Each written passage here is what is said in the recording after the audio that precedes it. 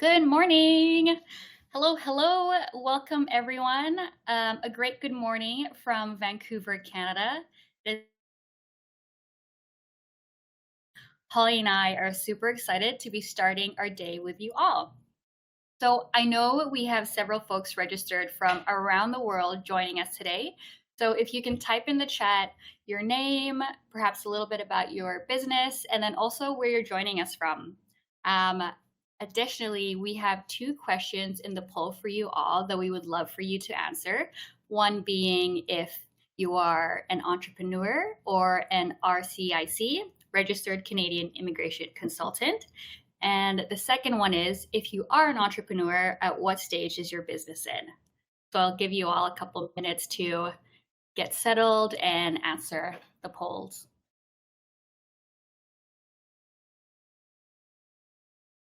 Hello from Ethiopia. Thank you for joining us.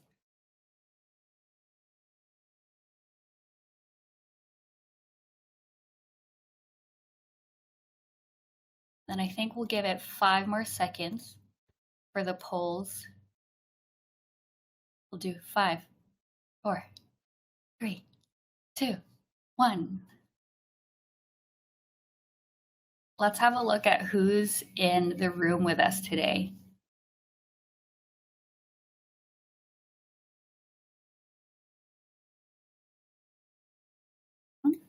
Oh, and yes, if you do have any questions throughout the session, please feel free to type them in the chat. And also, we do have a Q&A section at the very right of the column with a little box and a question. Feel free to click on that and type your questions in there as well. And at the end towards the end of our session, we'll be answering some questions that you all have asked. So, with that, I will start my presentation so you guys can know a little bit more about spring.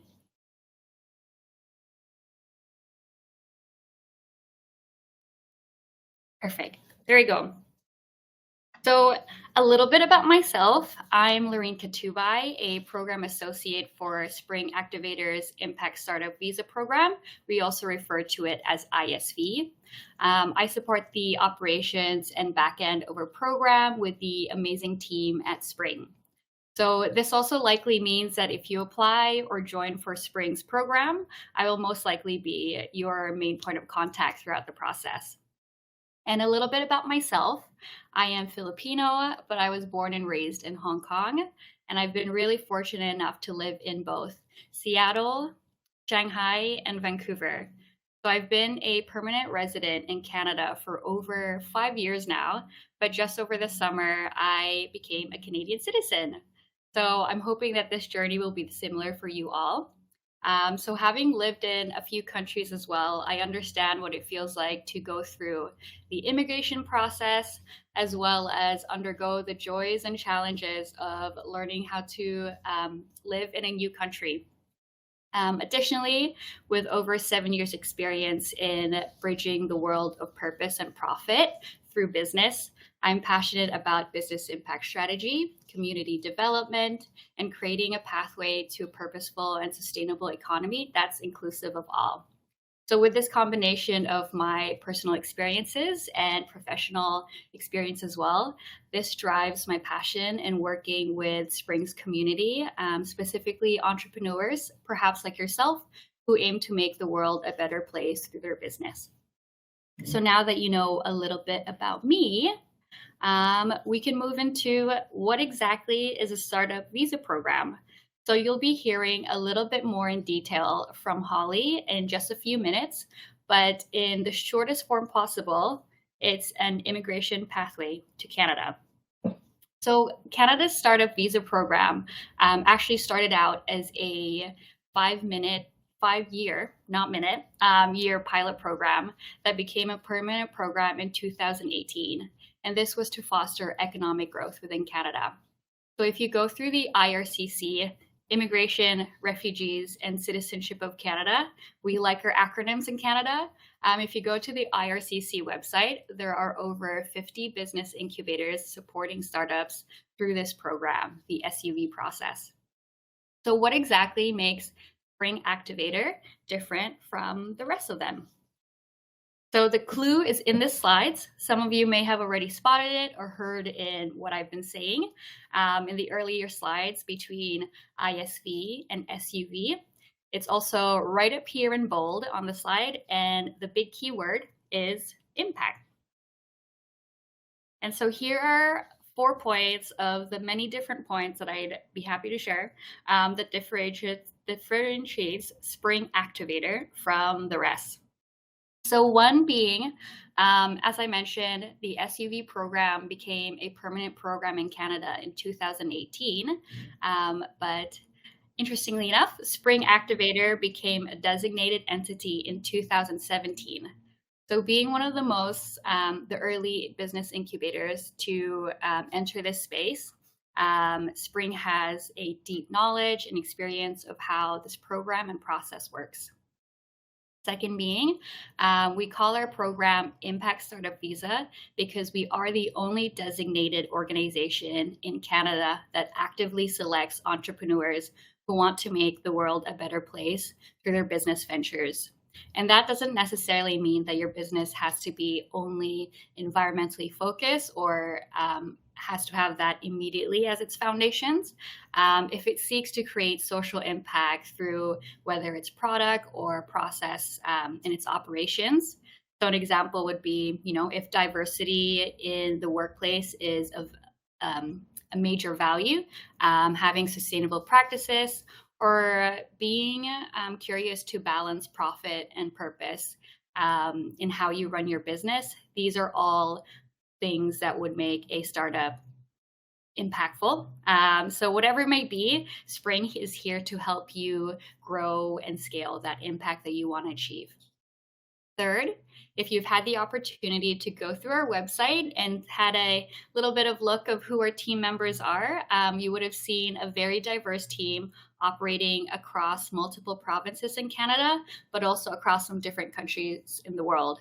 So we are here to support your transition into Canada in whichever that may be. Additionally, we're fortunate enough to have a wide network that extends beyond our team as we work with many partners in the global community. And lastly, while we are impact focused, we welcome entrepreneurs from all industries and at all different stages. So whether the industry you're in is food and beverage, health tech, agri-tech, clean tech, all the different types of techs, consulting, education, consumer goods, all are welcome as long as you have impact at the core of your business in mind. And additionally, Spring's Impact Startup Visa program is also cohort-based because we believe in the value of peer learning and the importance of networking and building that community, especially because you are moving your business as well yourself and your families to a different company. So these things go hand in hand. We have graduated 18 cohorts to date, supporting over 200 entrepreneurs over the last 6 years. Our Impact Startup Visa Program alumni group represents entrepreneurs from over 30 countries in Asia, Africa, South America, Europe, and the Middle East. Additionally, the Spring team values feedback as we believe in continuous improvement, as you all might believe as entrepreneurs as well. We ask our participants from every cohort to evaluate the program based on the Net Promoter Score, NPS. And this is what they think of the program and what they think of the value of the program, as well as would they recommend it to other entrepreneurs. So our NPS consistently averages at about 90% or above. So we're quite proud of running a high quality program with a high personal touch for each participant and the participants with each other as well. So our overall objective of the Impact Startup Visa is to help you move to Canada, apply for the PR status, scale your business globally, and also create positive social and/or environmental impact through the very act of doing your business. Our 12-week program with 24 virtual sessions is led by serial entrepreneurs, very experienced entrepreneurs, and facilitators and industry experts to introduce you to the Canadian startup ecosystem. We'll help you develop a business model that is driven by impact. Our cohort-based model encourages collective learning, experiences, and building community, and most importantly, building community during, but also most importantly, also after the program once you've landed in Canada. So by the very end of the program, you will have learned the fundamentals of running and building a business network, as well as community of like-minded peers in the business space. So if you have any questions, again, please feel free to drop them in the chat box and also in the Q&A section, which, as I mentioned, you can find at the very right. It looks exactly like that icon. So now that you learned a little bit about myself, a little bit about Spring Activator, I'd love to bring the stage up to Holly Gracey, the very wonderful Holly Gracey, who will share a little bit more about the SUV program and her wealth of experience. Over to you, Holly. Thank you so much, Lorraine. You're so much more bubbly than I am first thing in the morning. It's the coffee. Welcome, everyone. So happy that you were coming to share with us. Hopefully you can see my screen. So a little bit about me. I've been involved in business immigration consulting for 38 years. But in addition to that, we do a lot of business consulting and planning, organizational structuring, as well as international investment consulting. I have 26 years of governance experience on boards of directors for professional associations, as well as the regulatory bodies specific to Canadian immigration, international investment, as well as education. 15 years of experience as a subject matter expert relative to the Canadian immigration, international investment, international education for educational institutes, professional associations, as well as 2 of the regulators of immigration consultants in Canada. And lastly, 14 years of experience teaching Canadian immigration law, inclusive of the economic class, which pertains to business immigration in Canada, as well as business practices and ethics in Canadian business, investment, and establishment of businesses internationally. So my apologies that I come across as an educator in many ways when I'm presenting. So what's the objective? The Startup Visa Program falls under the economic class of immigration. And it refers to a category of immigrant who is selected based on their skill sets, their qualifications, as well as what their potential contributions will be to the Canadian economy or culture. The SUV program is just one of many programs that fall under this class of immigrant. So the objective of the SUV program is to attract innovative entrepreneurs who will create employment opportunities for Canadians and stimulate economic growth through global scalability. So the basic criteria for the program is targeting immigrant entrepreneurs who possess the skills and the potential to establish a business in Canada that's innovative. So it might be a new product, might be new ideas, might be new methods. Creating employment for Canadians is a key aspect of it. And ultimately that whatever you're doing can compete on a global scale. Applicants under the SUV program must meet specifics, have a qualifying business, secure a letter of support from a designated organization, meet language requirements, and have sufficient funds for resettlement, and I add, and business establishment, because that's not clearly outlined in the immigration website details. So what is a qualifying business? It needs to have the support of a designated organization. Each designated organization may have their own focuses, as Spring was indicating earlier. They have an impact focus. Ultimately, the business will need to be innovative, create employment for Canadians, provide economic benefit to Canada, and have the potential to compete on the global market. And you can have up to 5 people on your SUV team, meaning that 5 key players would be able to secure permanent residence and or work permits. At minimum, each applicant must hold at least 10% equity or more in the venture. Those applicants that might be teaming up with a designated organization that is also putting funds in, such as angel investors or venture capital funds, they must hold at minimum 50% of the total issued shares.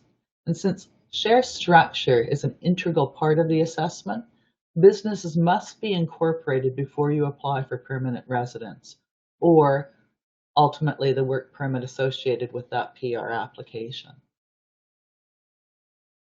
So what's a letter of support? So this is the letter that's issued by the organization that's designated by the Government of Canada and may take the form of a business incubator like Spring, a venture capital fund, or an angel investor or angel investor fund. As noted, specific language benchmarks must be met, so all applicants will take a language test from an approved organization and meet the minimum language benchmark, which is set by the minister, sorry about that typo, by the minister responsible for immigration to Canada. A lot of people wonder, well, what kind of documents do I need? And most typical applications for immigration, you'll need to show your passport, travel documents. If you have a Canadian temporary visa, your official language exam results, the letter of support, birth certificate and marriage certificates, police clearances from all countries where you've resided for 6 months or more since you attained the age of 18, digital photographs, and proof of settlement funds. But what don't they list? And these are really vital. And most importantly, a detailed business plan. And this has become even more important in recent applications. They're really taking a keen look at what business planning has and what due diligence has gone into your business plan. Evidence of your education and work experience, because this shows what kind of experience you have that would be transferable and logical to manage the venture that you're planning in Canada. Proof of incorporation of the business. Proof of any prepaid expenses or investments which you've made in the business up to the date of you making the application. Sufficient assets to establish the business. So that's in addition to resettlement assets. You also have to be investment ready. Any other evidence that might support your ability to become economically established in Canada. For example, if you have ties to Canada, if you have family living here, or if you've done business here. And lastly, immigration medical exams would need to be undertaken for not just the main applicant, but also each of their dependents. So it's possible to apply for a work permit once the permanent resident application has been submitted. And this would allow applicants and all their accompanying dependents to secure temporary status in Canada. Applicants are issued a employer-specific work permit at present. Spouses and dependent children can seek either work permits, study permits, or visitor status. Keep in mind that dependent children are typically under the age of 22, but there are some exceptions. Statistically, the success rate has been up and down. In the formative years of the program, we were seeing 80%. However, the number of applications was really low. There's only 113 applications submitted, 47 applications were approved, 11 were refused, and thus 55 didn't even get finalized. Between 2018 and 22, we saw a real increase of applications coming in, but we also saw approval rates drop down to only 70% of those cases assessed, many being refused based on not meeting the objectives of the program. So as of 2022, because they haven't actually issued the 2023 stats yet, there's an estimated 12,000 SUV applications in the backlog. And that's why we're seeing a processing time of 3 and potentially more years to finalize these cases. Canada has announced plans to increase the number of cases processed to address this backlog for the next 3 years. And currently the average approvals is ranging in the 76% level. So that's my presentation. I've provided some contact details should you wish to follow up on any immigration specific things. But I'm going to stop sharing my screen and open it up to questions, and hopefully I can answer anything relating to immigration, and Loreen will be answering anything relating to spring and the incubation process. Thank you.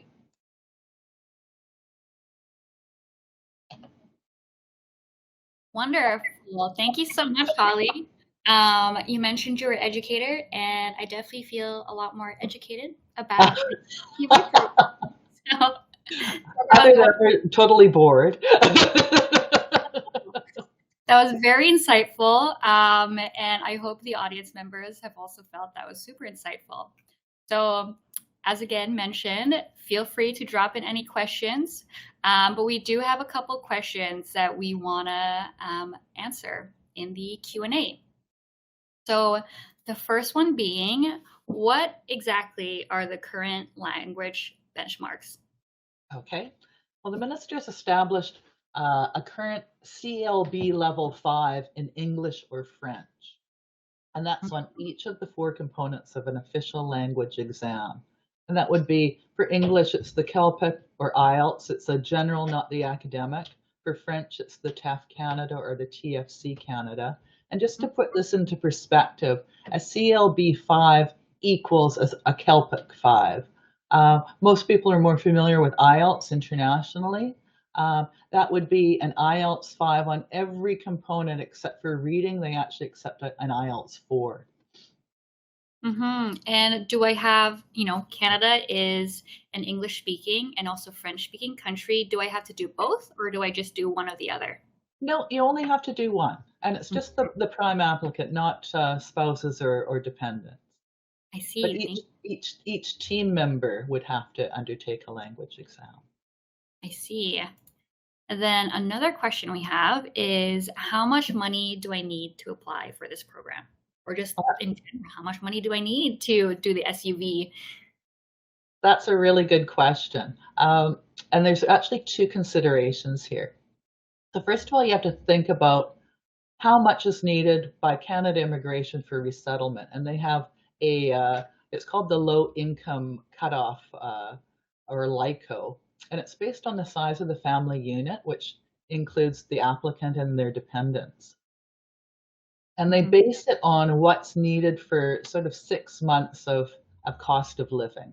So a single applicant might need a little over 13,000, or a family of 4 might need to show a little over 25,000.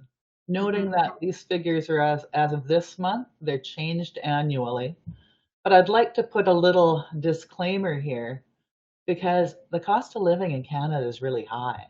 And I think that it's really important that anyone who's planning on migrating to Canada, you have to think about what your personal needs are. The more the better. Do your research on where you intend to resettle. Get an idea of the cost of housing, food, living expenses. Make an exploratory trip if you haven't already. The second consideration is how much is required to establish your business in Canada. And that really depends on the business venture proposed. So this will be defined in your business plan. So I can't really tell you exactly how much you need to invest. It has to be logical for the business that you're planning on doing. I second that advice so much, Holly. When I first moved here, and having done Hong Kong currency, I was like, oh, things here are really cheap. And then when you do the conversion in Hong Kong dollars, it's the exact opposite. Just because Hong Kong uses a lot more like digits for whatever item, whereas in Canada, you can find things for $5, $10. So it sounds cheaper, but when you do the conversion, it's actually a lot. So that was definitely a little bit of a shock for me. So staying along the topic of funds. So how do I obtain proof of funds? And then also, what could proof of funds look like? You were cutting out a bit, but I think I understand what the question is. So proving proof of funds, and again, this would be twofold. So there's resettlement funds, and specifically what the government's looking at is you providing letters from your bank stating when the account was opened, what the current balances are, and then these should be supported by bank statements. I usually show usually the last 6 months on submission. Sometimes they go back more years because they want to prove the provenance of the funds. Funds may be in the name of the main applicant, or they can actually be in the name of the spouse or your common law partner. So that's relating to the LICO, the settlement funds. Investment funds, they need to be showing that you're investment ready. And this can come from various sources, from your assets that you might liquidate, or you might be financing parts of it. What I usually suggest my clients put together are proof of all their bank accounts, proof of all their real estate, proof of all their businesses, any stocks, bonds, or other investments. But you also have to couple that with the liabilities, so mortgages, credit card debt, etc. So we have a clear picture of what the total net worth is. Interesting. Thank you for sharing that. And then another one, because you had talked a little bit about timelines, and the average right now is 3 years, and hopefully that will become less.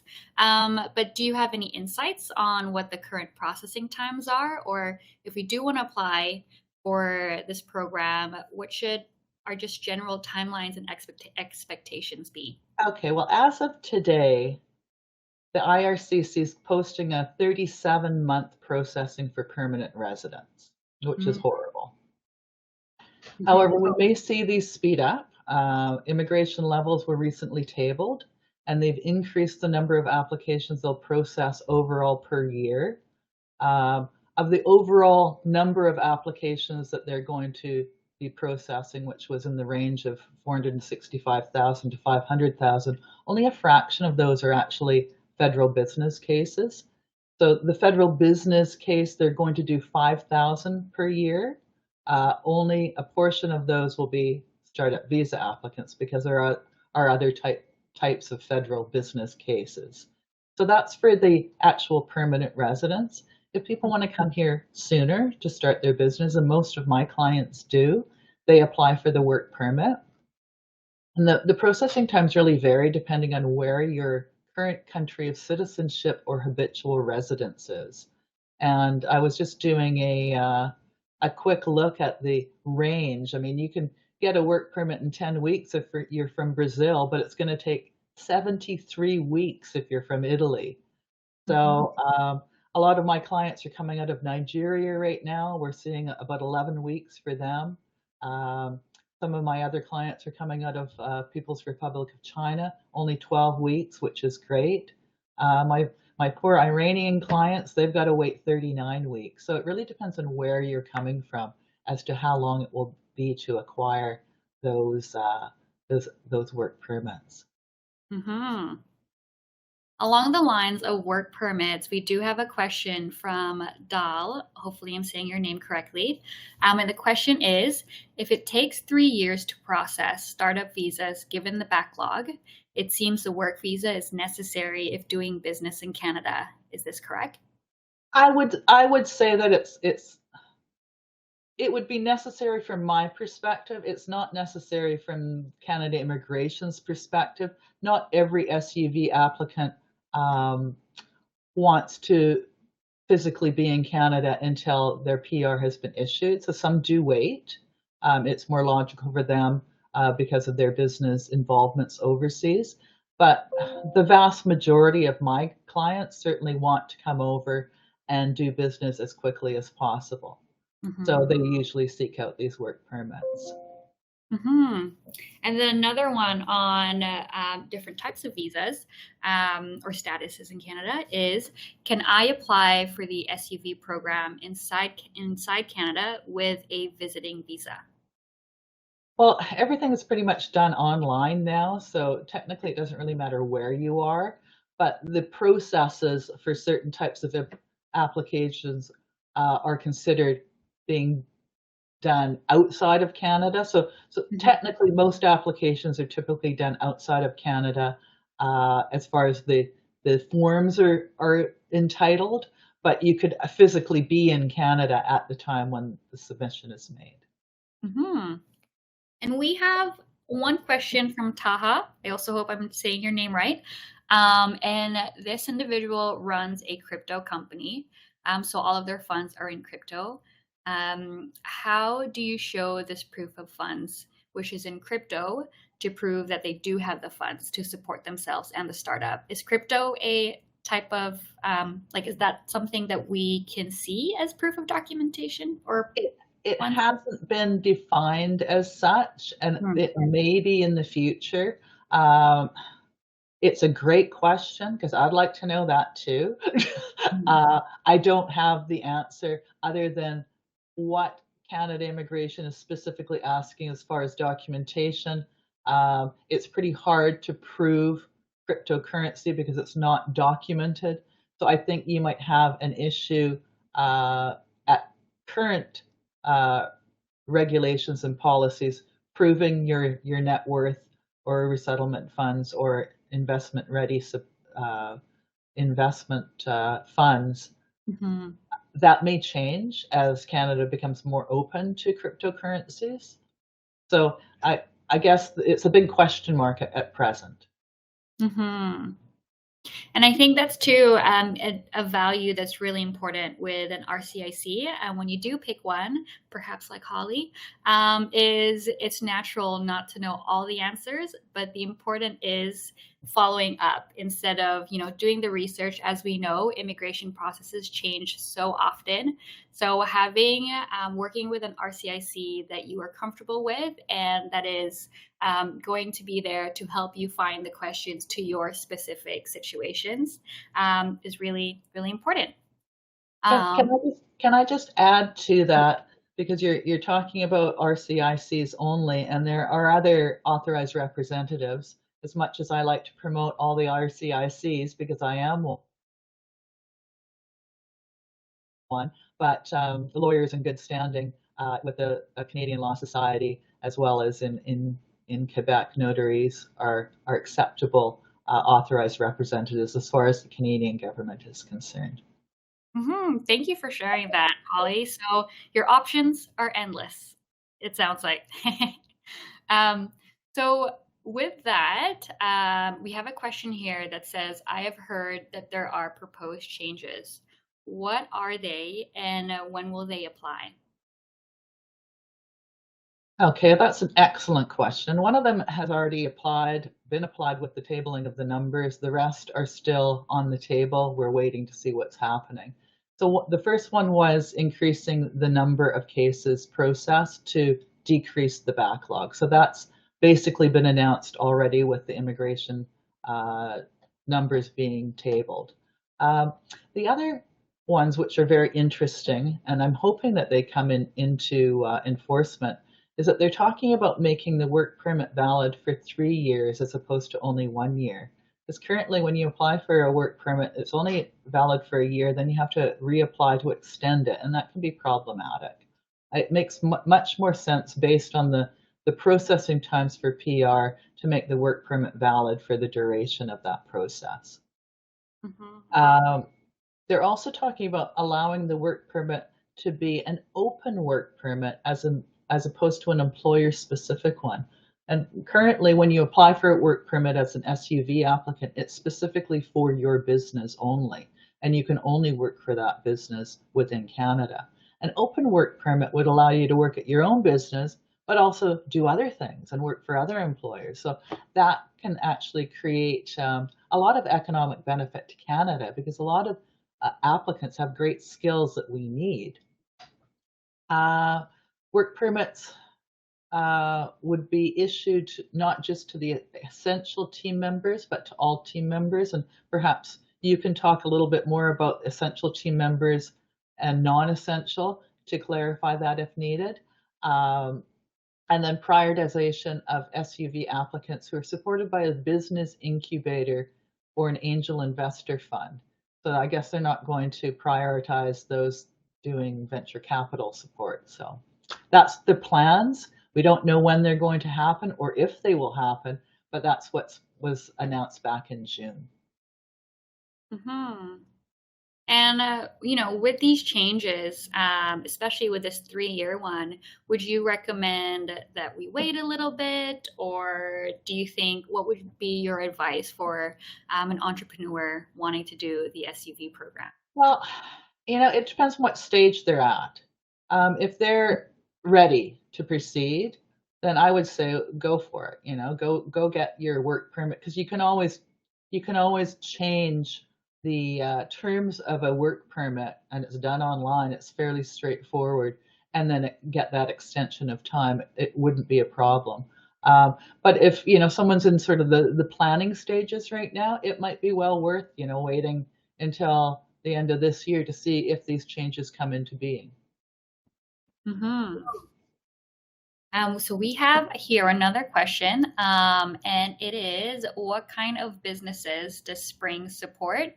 So as mentioned, Spring, we support businesses from all different stages, whether you're in the very early stage, idea stage, or you're revenue generating. Um, so all industries are welcome. Food and beverage, clean tech. We have a lot of like consulting, different types, edutech, everything. I recall when I first started, we had a like a mining company as well, taking waste from mining sites and making a product out of that. So all type of businesses we welcome, and it's also one of the parts that I really enjoy about my role at Spring is I get to look through everybody's applications and learn about your businesses and the different types there are, and the different um, solutions that they bring. So here we have another question, and it is, what are the main excuse me, what are the main reasons for refusal?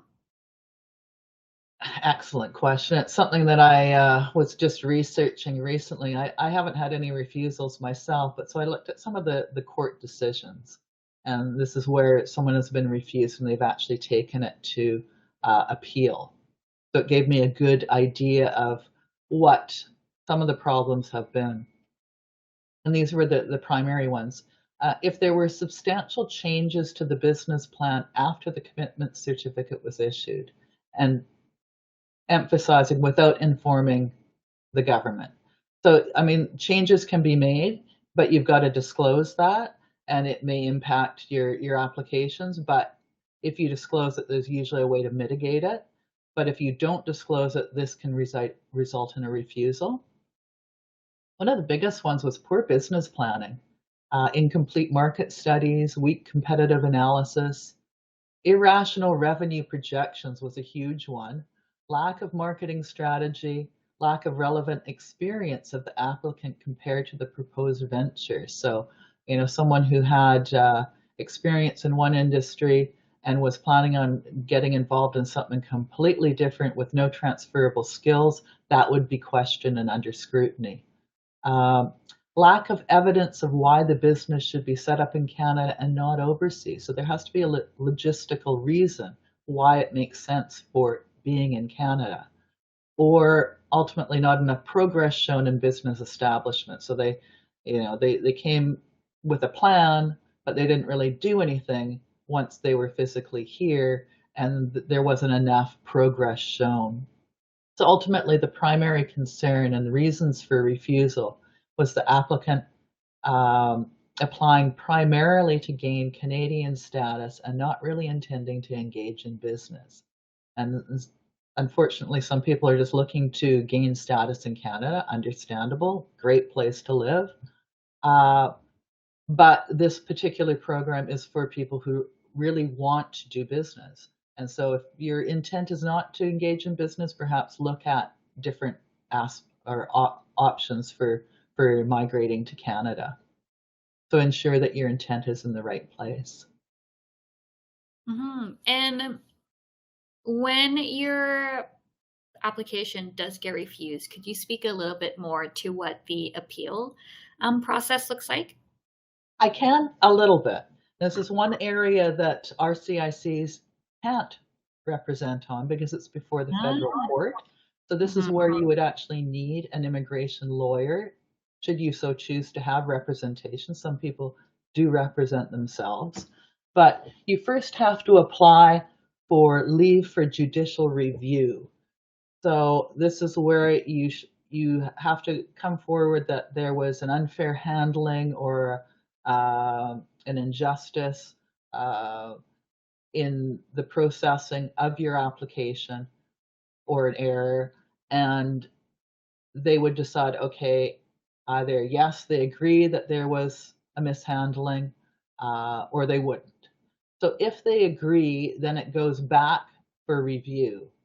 So it might be the same visa officer that's reviewing it, or it could be another one, but ultimately it would go back for review, but it still technically could be refused on different grounds. So you want to make sure that your initial submission is really avoiding all those potential pitfalls. And sadly, because the SUV program became really, really popular once it was introduced, a lot of people jumped on the bandwagon. And it wasn't so much the applicants sometimes weren't sure what was expected of them, but a lot of the representatives involved didn't have the experience in business immigration. And so there were errors made, unfortunately. So I think that when you're choosing a representative, you want to make sure that they have experience, or if they don't have the experience, that they at least have a mentor who does. I mentor actually some junior RCICs who want to get involved with the SUV program, but they don't have many, many years of experience. So I mentor them in the processes. So in that way, we make sure the clients are taken care of. We have a question about Spring, and it is about how much does Spring's ISV, Impact Startup Visa program, cost? And that is a great question. Please feel free to look on our website on the costs of our program, as it's in the Q&A, I think. Sorry, frequently asked questions at the very bottom of our website. And I think we do have our website linked in the chat somewhere. If not, we can link it again. And then another question around funds.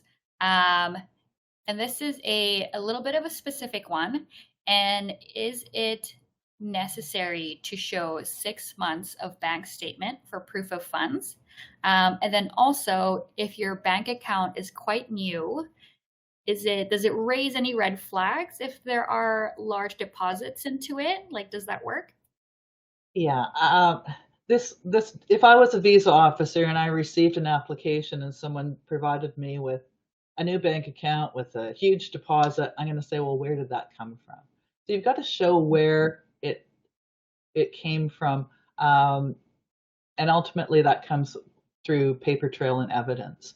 When you prepare the application, there's something that you'll be required to do, sort of a narrative on how you accumulated your net worth. And so this might start, from day one when you got your first job and you saved money and you bought a house and it appreciated in value, and you invested that into a business and that appreciated in value. So you've got to prove where it all came from.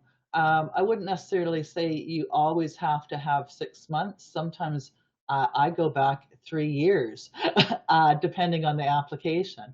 So ultimately, the more evidence you have, the better. Ultimately, they're looking at what you have as of the date that you apply, as well as the date that you are physically securing a visa and landing. Because if you don't have enough money on your date of landing, you could be refused at the port of entry. So obviously, proof of the provenance of your funds and maintaining sufficient assets for resettlement and investment are very important throughout the process, not just at one point in time. Thanks so much, Holly. And that actually brings us to time. We have a minute left. And before we go, I do want to share that Spring Activator is currently recruiting for their winter 2024 cohort next year. So if you are interested, or if you have any questions in learning more about how, or specifically about Spring's ISV Program. Please do reach out to us. Our email is in the chat and link. Feel free to peruse. And also, Holly Gracey's information is also in the chat. With that being said, we're right at time. Holly, any parting words or advice to the folks with us today? Well, I just wanted to thank everyone for participating today and coming to listen to us. It's been my pleasure. It's always interesting I wish we had more interchange between individuals so we could actually get to know each other. Um, but to our cryptocurrency guy, I got to go find out what's happening as far as the Canadian immigration laws and regulations are concerning this, because this is becoming huge business right now. And a lot more of my clients have money tied up in cryptocurrency as well. So I'm going to go do a little investigation and see if we can't do a little lobbying for you. And also, as we are learning a little bit more about, I believe it was Taha, your business in crypto, Holly is going to be doing that research for you anyway, just to see what that information is. Her information is in the chat. So it would be amazing if both of you connected, if she can help you with that specific situation. And now we're over time. It's always, time always flies when you're having a good time. Thank you again, everyone, for joining us today. All our information is in the chat. And have a great day, everyone. Thank you for joining us. And thank you.